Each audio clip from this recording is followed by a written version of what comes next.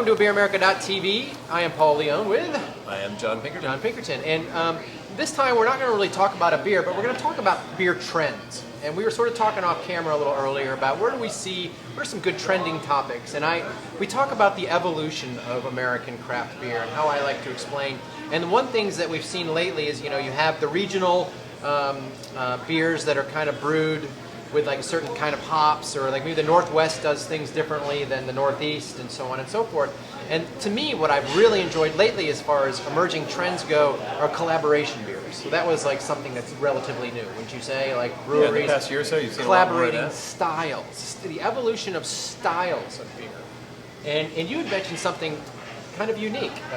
We were talking about what are you hearing about evolution of styles? Well, definitely starting to see more of the wine beers or beer wines. I don't know. A crossover? Would it be a blend? Kind of, yeah. The beers that are brewed with grapes and and aged in wine barrels, and I mean the aging in wine barrels has been going on for a little bit.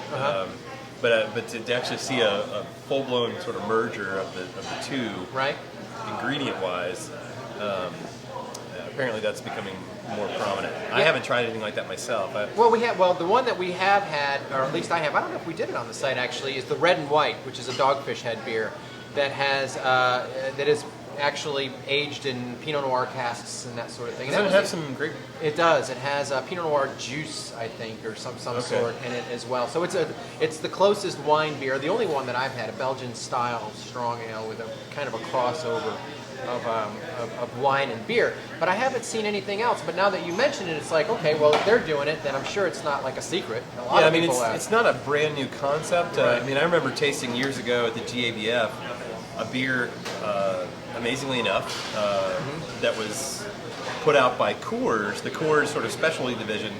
They had done something with Chardonnay grapes, and it was fantastic. I just remember thinking, wow, this is what can come out of Coors, and I've had the same kind of experience, with some of the majors. And to be quite honest, it always kind of frightens me when you taste something really good from those guys. Yeah. Which is not to say I actually love Coors Banquet beer.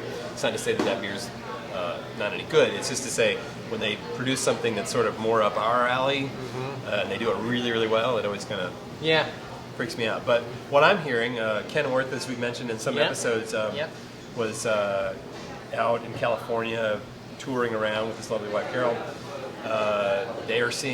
He reports seeing a lot of these beer wine kind of hybrids. So that may be an emerging trend in brewing beer, and certainly we're seeing a lot of the beers brewed with more local ingredients thing going on, and that's something that's been sort of emerging through the food end of things for a while. And it's a little tricky with beers because depending on where you are in the country, it gets to be a little harder to have these locally grown ingredients. Like in Savannah, Georgia, while hops will grow, they don't grow well, and I don't have any means to process them, and on and on and on. But Sweetwater here in Georgia, up in Atlanta, they actually did one of those fresh hop beers where they brought in fresh Chinook hops straight from the fields. Had them shipped overnight, so they had them in their kettle and were brewing with them just as if you were on the West Coast.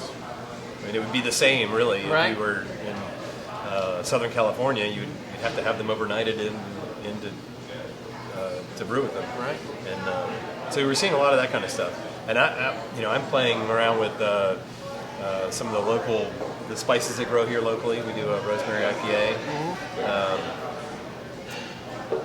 It's the continued evolution of what beer is and what it can be. One of our strategies with sort of attacking the legislative scene is to make sure that we can show that Georgia agriculture kind of plays into the whole game plan. And so there are plenty of cereal grains that grow here in the state of Georgia. And so what we're doing right now is sort of researching what possibly can be grown here, and keeping it in state, and what keeping peanut beer. I love the idea because I'm a big fan of peanuts, but I think that the whole food allergy thing is Because there are some people that are so insanely allergic to peanuts that they just die. I'd just be curious what a peanut would do to a beer. You know, whether it would actually taste like peanuts or whether it would do something completely different. You know, I mentioned those Coors folks. Yeah. It was at that same table that same year that they had a peanut beer. Really? It was a peanut. They put peanut butter or something in the mash or something. I forget, but I remember tasting that and being like, "Damn, they got my idea." Because I've wanted to figure out a way to incorporate peanuts into a beer. The thing about peanuts is that they're high in oil. They have a high oil content, and they're largely protein. So there's not a whole lot of starch there. So it'd really be more of a spicing, if you will, as opposed to an actual. That's a good point. Brewing ingredient. But I don't know. Something can be done there. Well, if you know of anything that we don't, or if you've seen something unique anywhere, wherever you live, let us know. Leave a comment. Right? Yeah, absolutely. I'm we'll always game for new ideas. Yeah. I mean, we talked about a beer earlier, like the Orchard White with lavender or whatever. I mean, there's just so many different things you can brew beer with. I've been dying to do something with that ever since we tasted that. Yeah, it was awesome. But anyway, Paul at BeerAmerica.tv. Pink at BeerAmerica.tv. And let us know what you think. Cheers.